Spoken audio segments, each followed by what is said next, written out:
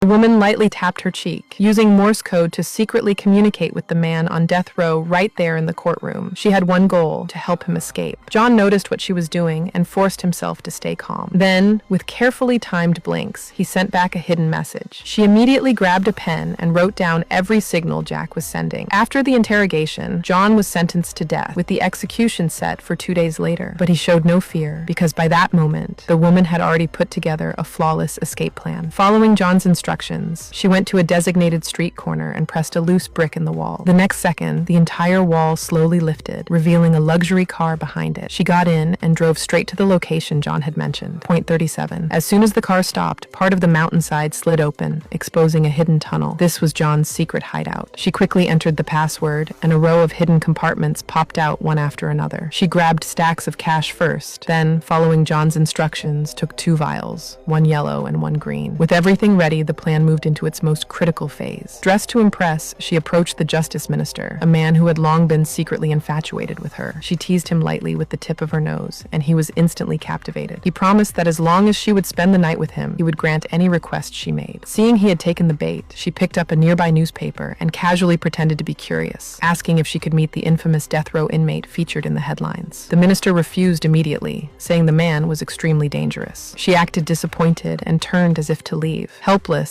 the minister finally gave in and agreed to her request. Realizing her plan was working, she couldn't help but reveal a faint, satisfied smile. Soon, under the minister's guidance, she entered the prison. John was brought out of his cell by the guards, his face still completely cold and expressionless. The 3 of them were led into the interrogation room. More than 20 minutes later, the woman and the minister walked out together, while John remained just as unreadable as ever. The next day, John was escorted to the execution ground. He was placed directly onto the guillotine, yet not a trace of emotion showed on his face. His unnatural calm immediately caught the police chief's attention. The chief suddenly remembered that multiple human skin masks had once been found in John's home. In that instant, he realized something was terribly wrong. Panicking, he rushed forward, trying to stop the execution at the very last second.